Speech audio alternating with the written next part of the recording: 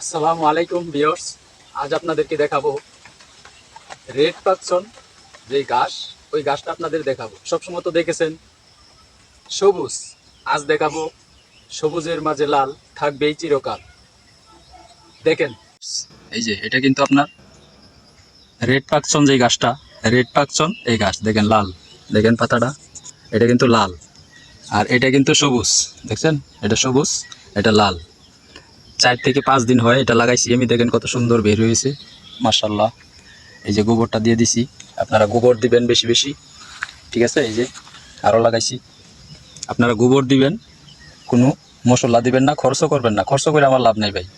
যাদের দুধের গাভী আছে এই গাছটা খাওয়াইলে কিন্তু দুধের প্রোডাকশন ভালো হয়, ঠিক আছে।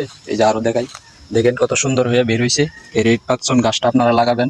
কাটিং যদি লাগে আপনারা স্ক্রিনে নাম্বার দেওয়া থাকবে, এই কাটিংটা নিতে পারবেন, সমস্যা নাই। এই যে দেখেন লাগাইছি, বের হয়েছে কত সুন্দর। আসসালামু আলাইকুম রহমতুল্লাহ।